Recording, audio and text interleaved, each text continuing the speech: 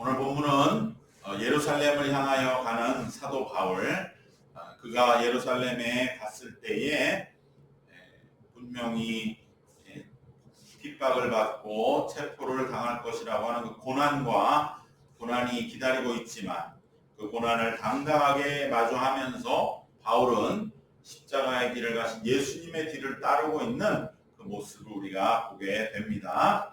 오늘 말씀은 특별히 바울이 이제 밀레도 항에서 에베소의 교회 지도자들과 작별하고 이제 배를 타고 가는 도시의 항로들이 쭉 나와 있고요.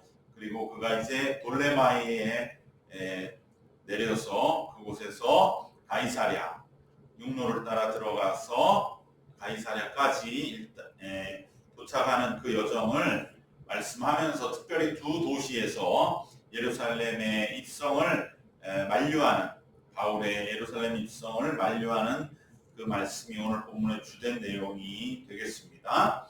그 두 군데는 바로 두로라는 곳, 티루스라고 하는 곳과 그리고 가이사랴 그 두 곳에서 바울을 너무나 염려하고 걱정하는 그리고 바울을 너무나 사랑했던 동역자들의 만류를 받게 됩니다.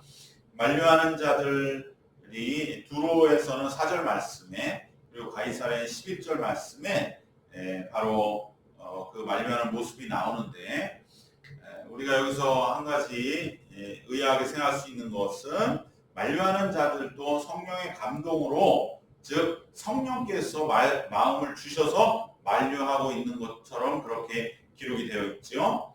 두로에서 4절 말씀 한번 4절 같이 봉독하겠습니다. 제자들을 찾아 거기서 이레를 머물더니 그 제자들이 성령의 감동으로 바울더러 예루살렘에 들어가지 말라 하더라. 그리고 가이사랴도 마찬가지로 11절에서 성령께서 말씀하신 것으로 그렇게 기록되어 있습니다. 11절 같이 읽겠습니다. 우리에게 와서 바울의 띠를 가져다가 자기 수족을 잡아매고 말하기를 성령이 말씀하시되 예루살렘에서 유대인들이 이같이 이 띠 인자를 결박하여 이방인의 손에 넘겨주리라 하거늘 이라고 말씀합니다. 그러면 우리는 잠시 혼동할 수가 있죠. 성령께서도 만류하는 것인가? 그러면 사도 바울은 분명히 성령의 인도함을 받아 예루살렘으로 가는데 똑같은 성령이 바울한테는 가라 그러고 또 그 동역자들에게는 말리라고 하는 그러한 동일한 성령이 서로 부딪히는 그러한 명령을 주신 것인가? 우리는 언뜻 혼돈할 수가 있습니다. 그러나 본문의 내용을 우리가 꼼꼼하고 세심하고 또 면밀하게 살펴보면 만류하는 이 동역자들에게 임한 성령은 단지 바울이 예루살렘에 가면 핍박을 받을 것이라는 것만 알려주신 겁니다. 말씀을 천천히 읽어보면 성령이 가르쳐준 것은 이 만류하는 사람들 보고 말려라고 하신 게 아니고 바울은 예루살렘에 가면 분명히 핍박을 받을 일이 일어난다는 것만 가르쳐 주셨다 이 말이에요. 가고 말고는 성령이 말씀하신 게 아닙니다. 그렇기 때문에 그래서 만류하는 사람들은 자기들이 성령의 지시를 받은 것은 성령으로부터 배운 것은 바울이 지금 예루살렘에 가면 분명히 핍박이 있다는 거는 성령한테 받았는데 그 다음 어떻게 할 거냐에 대해서는 성령은 아무 말씀도 안 하신 거죠. 거기에서 만류하는 사람들은 내가 성령이 나에게 핍박이 있다고 가르쳐 주셨기 때문에 바울은 가면 안 됩니다. 즉 자기의 생각, 바울은 핍박이 있기 때문에 가서는 안 됩니다라고 하는 자기의 생각을 함께 담아서 만류를 하고 있는 것입니다. 그러나 바울이 생각해보면 이 핍박이 있다는 걸 너무나 잘하는 사람, 제일 잘하는 사람 바울 자신이죠. 가장 실질적으로 위협을 몸으로 느끼는 것도 바울 자신일 것입니다. 그러므로 바울은 이 자기의 예루살렘 길을 만류하는 자들이 성령으로부터 받은 핍박 예고를 말할 때 바울도 거기에 동의하는 거죠. 자기도 그걸 느끼고 있으니까. 바울도 얼마든지 그들을 성령으로부터 받은 바 핍박에 대한 분명한 지시가 있다고 하는 것은 동감하고 이해를 하는 것입니다. 그렇지만 바울은 여기에서 그러한 핍박이 있었던 걸 알면서도 그렇더라도 예루살렘으로 가기로 작정한 겁니다. 이것이 만류한 사람과 다른 것이죠. 예루살렘 만류하는 이들은 성령으로부터 바울이 꼼짝없이 예루살렘에 가면 죽을지도 모른다, 엄청난 핍박을 받을 것이다라는 것은 성령으로부터 깨달았지만 바울은 그걸 모르는 게 아니라는 거예요. 바울도 그걸 알지만 바울은 그럼에도 예루살렘으로 가기로 작정한 것이고, 만류한 사람은 거기에 그러기 때문에 바울은 가서는 안 됩니다라고 만류하고 있는 것입니다. 바로 이 동일한 그러한 미래의 일을 앞에 놓고 바울과 이 만류한 사람들의 모습 속에서 우리는 믿음의 길을 확실하게 대조해서 알 수가 있습니다. 바로 바울의 길이 믿음의 길이죠. 그 모범은 예수님이 가신 십자가의 길입니다. 고난과 핍박이 눈앞에 뻔히 보이지만 예수님은 그 십자가의 길을 끝까지 가신 것처럼 바울도 지금 예루살렘에서 기다리는 핍박을 두려워하지 않고 끝까지 그 길을 가고 있습니다. 바로 이것이 믿는 자의 길이라고 하는 것을 바울은 분명히 우리에게 말씀하고 있습니다. 바울이 예루살렘으로 그래야만 바울이 세웠던 이방인의 교회와 예루살렘에 뿌리가 있는 유대인의 교회는 하나라고 하는 것. 교회가 분열돼서는 안 된다. 교회는 일치되는 하나의 교회라는 상징적인 의미로 바울은 예루살렘으로 가는 것이고, 바울이 예루살렘에 가서 다시 한번 이방의 모든 교회들과 하나됨을 확인할 때에 비로소 온 세계에 있는 교회는 바로 예루살렘 여호와 하나님의 모세와 아브라함의 그 구약의 그 하나님과의 연속성을 확인할 수 있는 것이죠. 우리는 그저 예수님에게서 딱 단절된 것이 아니라 예수님을 오시기로 수천 년 동안 예언된 바로 그 구약의 전통과 연속된 교회다라고 하는 것을 재확인하고 이것을 만방에 선포하기 위하여 바울은 가야 했던 것이고, 또 예루살렘은 지금 교회가 거의 다 많이 약화되어서 그 핍박을 견디지 못해서 많이 흩어져 버렸고, 남아있는 자들도 전부 지하에 숨어 들어가서 그 뿌리만 남아 겨우 연명하는 그 교회에 사도 바울은 예루살렘은 그럴지 몰라도 지금 온 세계에는 예수님의 복음이 불일 듯 일어나고 있다고 하는 그 현장의 한복판에 있었던 바울이 예루살렘에 가서 그 생생한 선교 역사를 전할 때, 그 정말로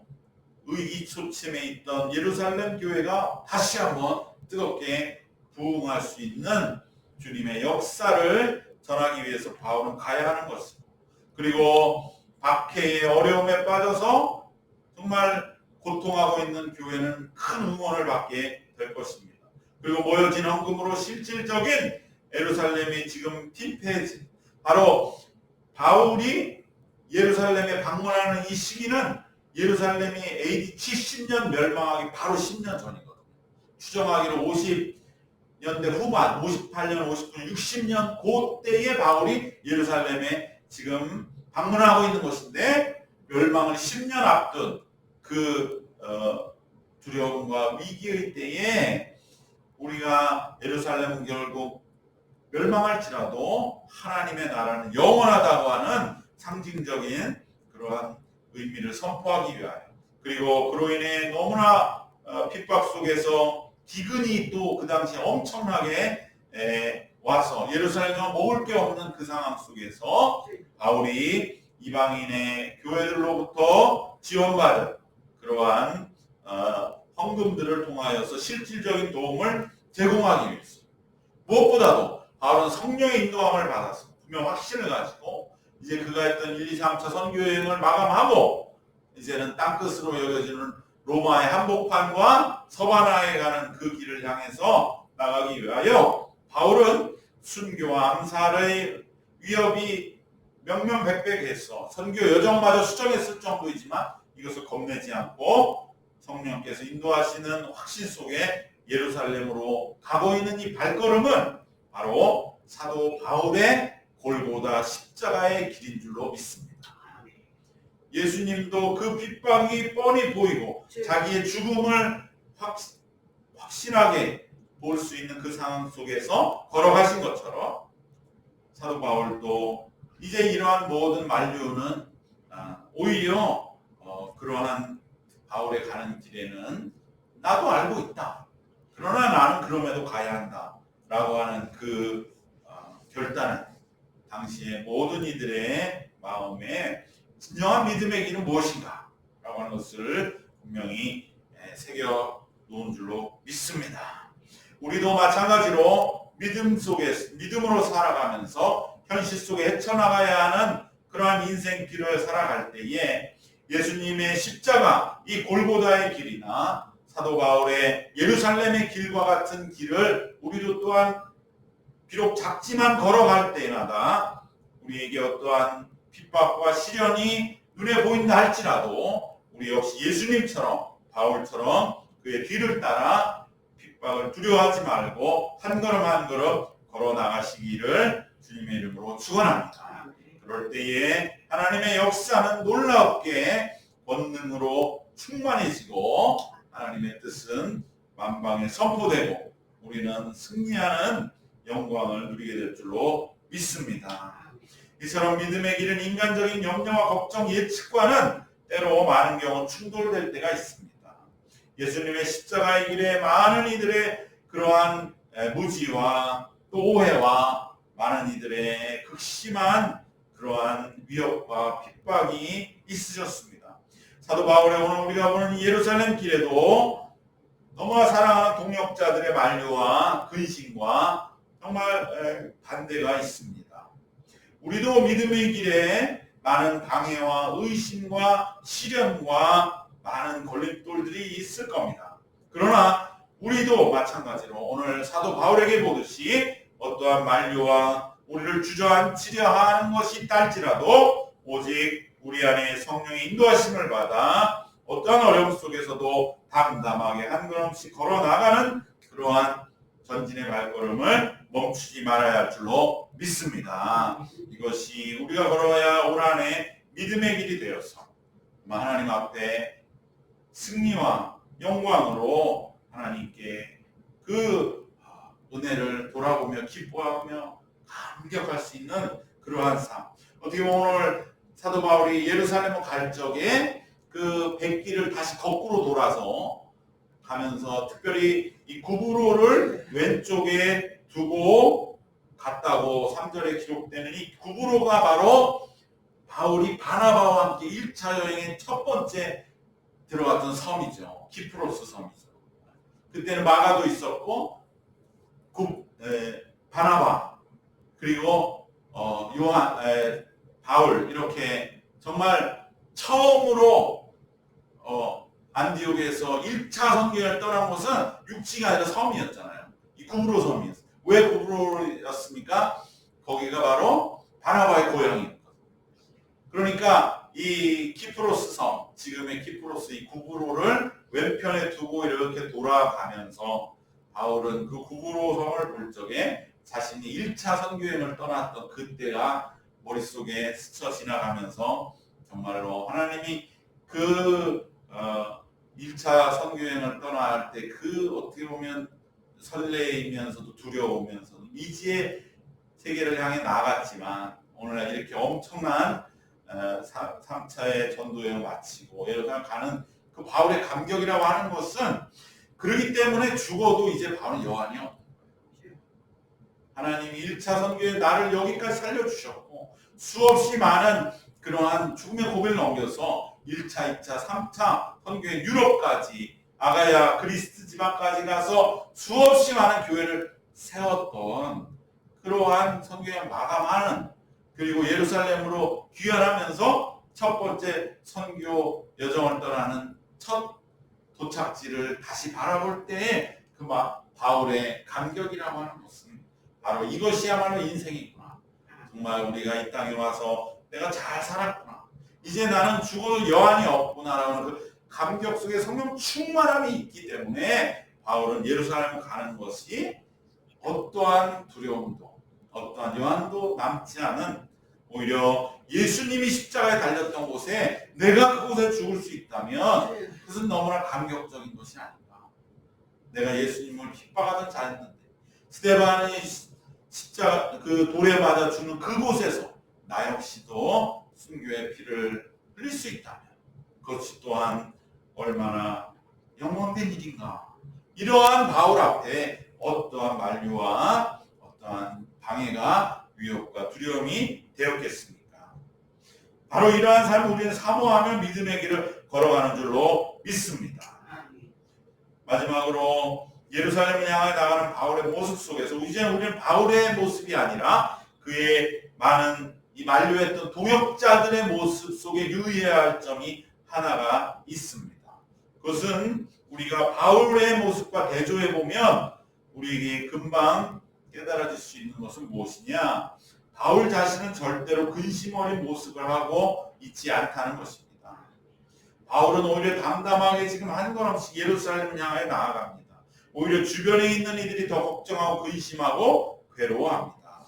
심지어 교우들의 이러한 모습이 바울에게는 더 자기 걱정보다 더 걱정이 됩니다. 그래서 13절에 무엇이라고 말합니까? 13절 우리 같이 한번 말씀 읽겠습니다. 바울이 대답하되 여러분이 어찌하여 울어 내 마음을 상하게 하느냐. 나는 주 예수의 이름을 위하여 발박당할 뿐만 아니라 예루살렘에 죽을 것도 각오하였노라 하니. 여러분이 어찌하여 울어 내 마음을 상하게 하느냐. 바울은 마음이 상하지 않았는데 여러분들은 어찌하여 나보다도 그렇게 울어서 내 마음을 상하게 하느냐. 물론 동역자들이 만류하는 그 마음을 바울이 모르는 바는 아니지만 그래도 동역자들은 어느 지점에서는 이제 그러한 근심을 내려놔야죠.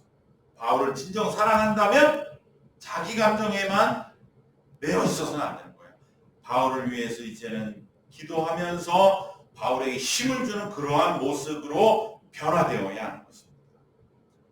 우리가 어떻게 보면 동역자로서 자기 감정이 앞서서 바울이보다 더 슬퍼하는 게 오히려 바울을 위하는 거가 아니라는 거예요. 그걸 기억해야 됩니다. 그렇기 때문에 우리는 바로 어떠한 결단과 종말을 눈앞에 둔 순간에는 이러한 강력한 종말론적인 신앙과 영생에 대한 확고한 믿음이 있어야 함을 우리는 이 말씀 속에서 깨닫게 되는 것입니다. 그 동역자들이 이제 결단할 마지막 때가 왔다는 걸 깨달아야 돼요. 그리고 이제 심판대 앞에 내가 섰다. 바울을 어떻게 하는 것이 내가 하나님 앞에 갔을 때 올바르게 심판받을 것이냐? 그것은 내 슬픔을 접고 오직 바울을 위해서 이 시간에 내가 그를 위해 기도해 주는 것, 그의 앞날을 위해서 정말로 정말 따뜻한 마음을 보여주는 것이, 그것이 바로 참된 나의 행동이 됨을 나타내야 한다는 것이죠. 다행히 바울의 동역자들은 모두 자신의 근심이 바울을 더 힘들게 함을 바울의 이 말 속에 금방 깨닫고 이제 바울 앞에서 그의 길을 주님께 의탁하고 축복하는 그러한 모습을 보여줍니다. 14절 말씀에서 바로 우리 같이 한번 14절 읽겠습니다. 그가 권함을 받지 아니하므로 우리가 주의 뜻대로 이루어지리이다 하고 그쳤노라. 그쳤다 이거죠. 아 그래. 어떻게 보면 우리가 더 아무리 운다고 해도 바울 자신보다 더 하지는 않을 텐데 우리가 이래서는 안 되지. 그러면서 우리는 주의 뜻대로 이루어지리다. 이것이 뭡니까? 바로 겟세마네에서 예수님이 이제 내 잔을 옮기시옵소서. 그러나 내 뜻대로 마시고 주의 뜻대로 이루어지기를 원합니다. 우리가 주의 뜻대로 이루어지다. 이것은 동일한 바로 십자가의 길에 동참하는 모습이 이루어진 것입니다. 그들은 바울을 근심하게 했던 자신의 모습을 회개하고 진정으로 믿음으로 이겨낸 모습을 바울에게 함께 나누어 주게 되는 것입니다. 이러한 승리의 모습은 바울로 하여금 더욱 마음을 다지는 계기가 되고 이제 바울은 예루살렘을 힘차게 주님을 찬양하며 나아가게 되었을 줄로 믿습니다. 이것은 바로 그들이 다시 한번 천국에 대한 확신합니다. 지금 바울은 어떻게 보면 마지막 모습일 수 있고 바울을 잃어버리면 우린 너무나 큰 의지할 바는 있지만 그러나 하나님의 뜻 가운데 모든 것이 이루어지는 것이고 우리가 여기서 만약에 영원히 헤어진다 해도 하나님의 천국에 다시 만난다. 확신이 없으면 이러한 진심이 나올 수가 없는 것이죠. 그렇기 때문에 우리는 바로 영원한 하나님의 천국에 대한 믿음이 확고해야 할 때 우리는 어떠한 우리 앞에 이게 이제 마지막이다 하는 결단도 충분히 감당할 수 있는 그런 믿음이 우리 속에 생기게 될 줄로 믿습니다. 그러면 신앙 것을 우리가 연습하는 것이요. 그러한 결단의 종말일 때에 우리가 이제는 주님의 뜻이 이루어지다 라고 그렇게 평안함 속에 고백하면서 우리들은 하나님 모든 것을 주관하시고 그리고 그 일들을 감당해내는 우리가 되어야 할 줄로 믿습니다. 오늘 말씀은 세 가지로 결론으로 맺도록 하겠습니다. 우리가 걸어가는 믿음의 길은 때로 우리의 앞에 핍박이 기다리고 있고 때로는 그것이 우리의 목숨을 요구한다 할지라도 그 길이 성령이 인도하시는 길이기에 어려움과 핍박 속에서도 한 걸음 한 걸음 걸어 들어가는 이 예수님의 십자가의 골고다의 길, 바울의 예루살렘 길을 걷는 것이 우리의 믿음인 것을 기억하시기를 바랍니다.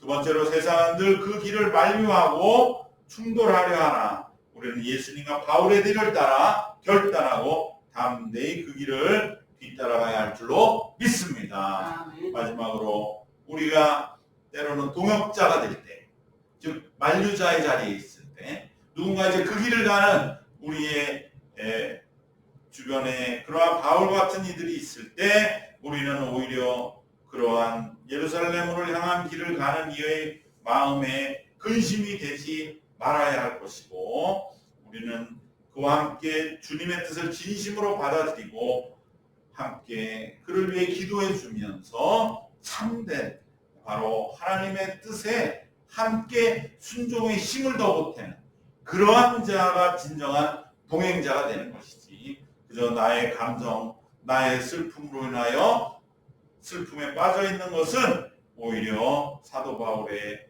그러한 탄식과 같이 어찌하여 울어 내 마음을 상하게 하느냐 그러한 동역자의 길이 아니라 우리는 그를 길을 함께 받아들이고 조금이라도 함께 힘을 모을 수 있는 참된 동역자가 되어야 할 줄로 믿습니다. 이러한 바울의 모습 속에서 우리가 걸어가야 할 신앙의 길을 다시 한번 붙들고 올 한해 어떠한 어려움에도 한 걸음 한 걸음 차근차근히 걸어나가면 하나님은 우리에게 큰 승리를 허락해 주실 줄로 믿습니다.